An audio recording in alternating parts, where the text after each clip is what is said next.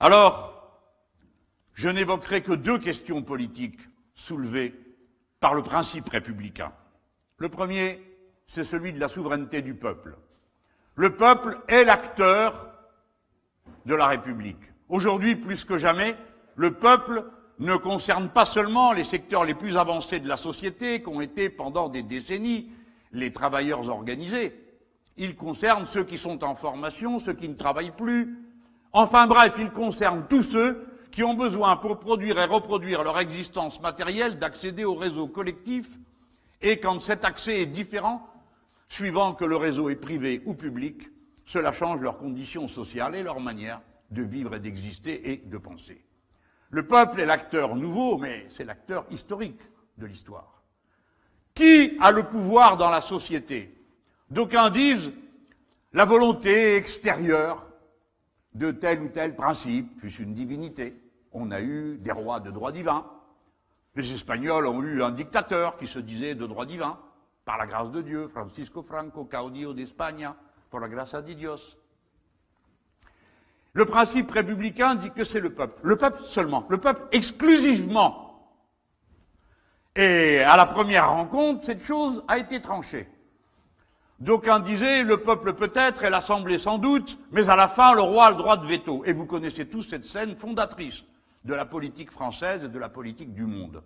Le roi se lève et demande que ceux qui sont pour le droit de veto se mettent à droite, comme dans le récit de la Bible, il est dit qu'au jugement dernier, les élus se tiennent à droite et les damnés vont à gauche pour aller cuire en enfer.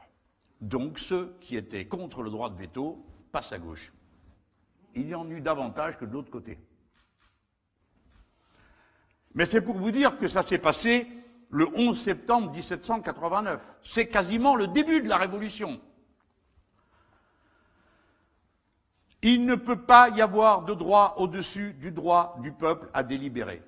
Alors nous avons le droit de poser la question de savoir si aujourd'hui tel est bien le cas. Et la réponse est forcément non. Deux principes s'opposent à nous. Le premier est un principe institutionnel.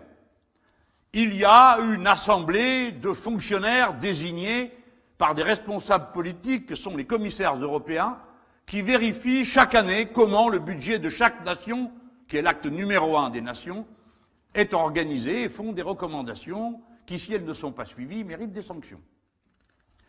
Le peuple, dans cette circonstance, n'est pas souverain, non pas parce que ceux qui vérifient leur budget ne sont pas français, c'est même pas le sujet, c'est qu'ils n'ont été élus par personne. Et que l'élection est le seul moyen de transfert de la souveraineté d'un niveau à un autre. Jamais les Français ne devraient accepter d'obéir à un quelconque principe qui n'ait pas été établi démocratiquement. Violer cette règle, c'est comme tordre le bras à quelqu'un au point de le lui casser. Cette règle a été violée. Et la France ne s'en est pas remise. Elle a été violée en 2005 quand le peuple a décidé qu'il ne voulait pas de cette constitution, c'est-à-dire des traités qu'elle contenait, et que malgré cela, il a été décidé qu'il s'appliquerait. Et depuis, tout va de travers, tout va de guingois.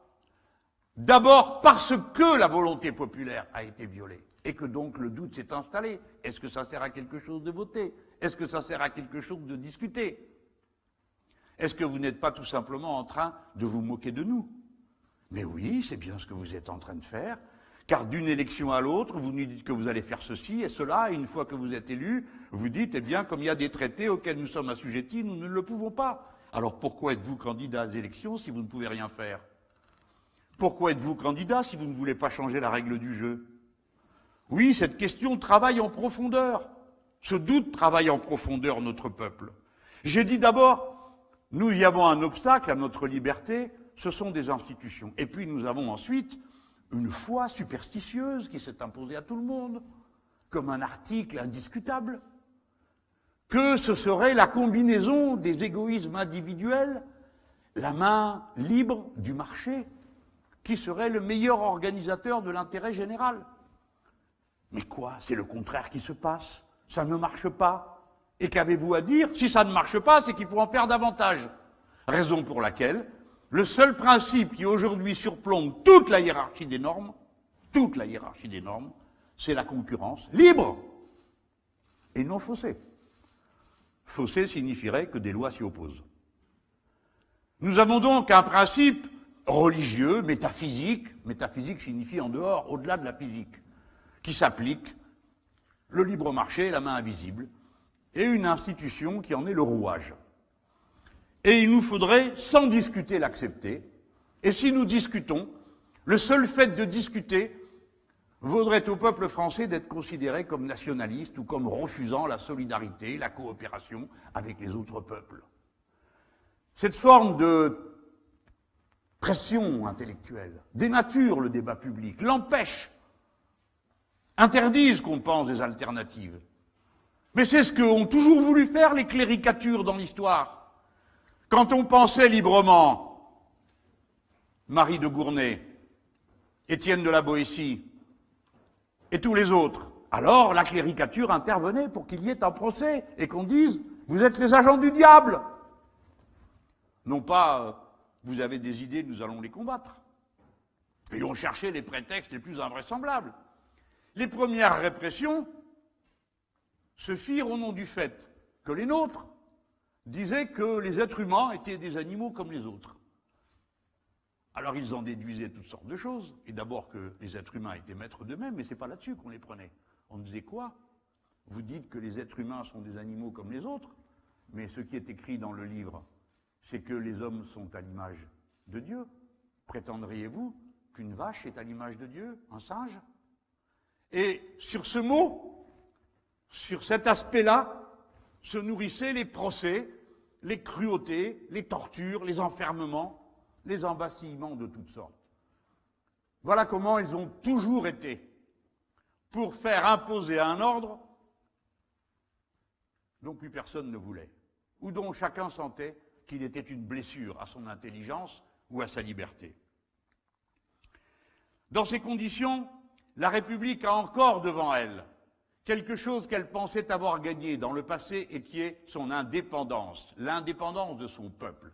L'indépendance, ce n'est pas un excès nationaliste, une fierté fermée d'un peuple contre les autres.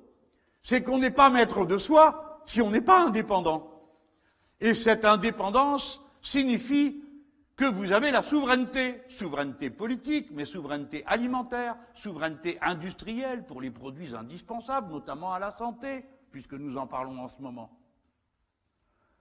L'indépendance et la souveraineté sont deux mots qui désignent une même question. Le pouvoir du peuple et la capacité à voir ses décisions se transformer en réalité.